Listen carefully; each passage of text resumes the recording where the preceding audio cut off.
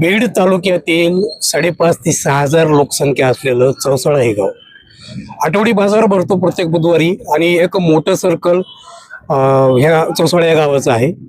या गावामधून सध्या या ग्रामपंचायतकडून भ्रष्टाचार केल्याचा आरोप होत आहे. विविध कामामध्ये आपण बघतोय की भ्रष्टाचार होत आहेत. ग्रामपंचायत असेल किंवा शासकीय यंत्रणाकडून होणारे जे भ्रष्टाचार आहेत, हे विविध भ्रष्टाचार आपण सध्या महाराष्ट्रातील अनेक गावामध्ये बघत आलेलो आहोत. चौसाळा गावामध्ये नेमका काय भ्रष्टाचार होतोय, आरोप काय आहे, आज आपल्यासोबत एक दादा आहेत, आपण त्यांच्याशी बोलणार आहोत. या प्रकरणामध्ये नेमके काय भ्रष्टाचार आहेत, ग्रामपंचायत नेमकं काय काम करते, हे आपण जाणून घेणार आहोत. दादा, प्रथम आपलं नाव सांग. सुधाकर मधुकर गुंजाळ, राहणार चौसाळा. बरं दादा, मला सांगा, तुम्ही चौसाळा या ठिकाणचे रहिवासी आहात. काय आरोप आहे ग्रामपंचायतवरती, गावामध्ये काय काम केलेलं आहे, काय नाही केलं आणि काय काय घोटाळे झाले? चौसाळ्याची ग्रामपंचायत ही कागदावरली ग्रामपंचायत, ऑनलाईन तर सर्व काही दिसतंय, परंतु प्रत्यक्ष गेल्यानंतर तिथं कामाचा पत्ता नाही. तर तुम्ही स्वतःहून पाहणी करा, स्पॉट पाहणी करा. माझ्या म्हणजे शब्दावर विश्वास ठेवू नका.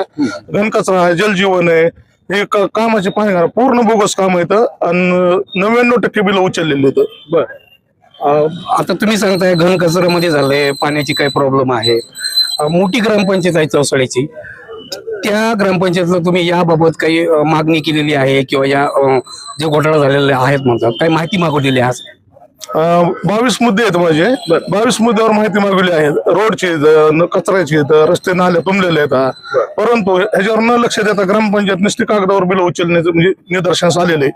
आपण स्पॉट पाहणी करा वाटल्यास. अधिकाऱ्यांना मी बीडीओ साहेबांना पत्र दिलं, विनंती केली, तर आता त्यांची आल्याच्या नंतर मी त्यांना, तुम्ही पण या त्यांच्या सोबत, मी तुम्हाला रस्ते बोगस केलेले आहेत, बिल उचललेले आहेत, हे तुम्हाला माहिती सांगतो. आता तुम्ही आज पंचायत समितीमध्ये आलेला आहात, इथे या प्रकरणाबाबत आपण काही निवेदन दिलेलं आहे किंवा साहेब इथले जे प्रमुख आहेत बीडीओ साहेब, त्यांच्याशी काही चर्चा केली? बीडीओ साहेबांशी चर्चा केली.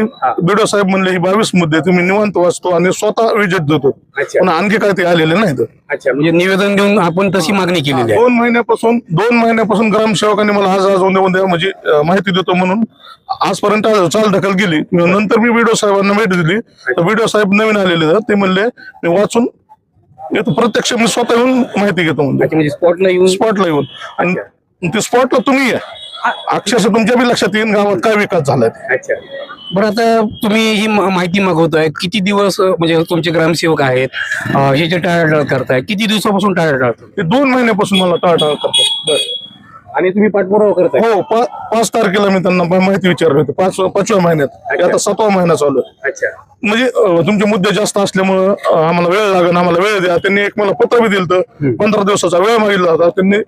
मग वेळ दिल्यानंतर अजून 1 महिना झाला, तरी पण अजून मला त्यांनी उत्तर दिलेलं नाही. पण आता इकडे तुम्ही निवेदन दिलेलं आहे, बीडीओ जेव्हा येतील किंवा त्या प्रकरणामध्ये जेव्हा सत्य बाहेर येईल, तर त्याच्यानंतर तुमचं पाऊल काय असणार? हे जर माझ्या मनाजोगीची माहिती जर नाही आली, ते काय करतात, ग्रामपंचायत मध्ये आल्यानंतर साहेब लोकांना तिथं सत्कार वगैरे करतात आणि आमची ग्रामपंचायत अशी, आमची ग्रामपंचायत तशी. हे पहिलेच काम झालेले हे गिरून सांगतात. ह्यांच्या काळात एकही काम झालेलं नाही. झालेले काम आहे ते पाठीमागच झालेले, तर ह्यांनी बोगस बिल उचललेले. ह्यांच्या काळात एकही काम झालेलं नाही. जे बी झालेत ते ह्यांनी बोगस केलेत. ऑनलाईन दिसतात. ऑनलाईन ते घारगाव ते 2 रोड झालेत. गाव रस्ता ते दत्त मंदिर, तिथं लोकांची संपर्क करून तुम्ही विचारपूस करा. आपण स्पॉट पाहणी करू. अधिकाऱ्यावर तुम्ही या.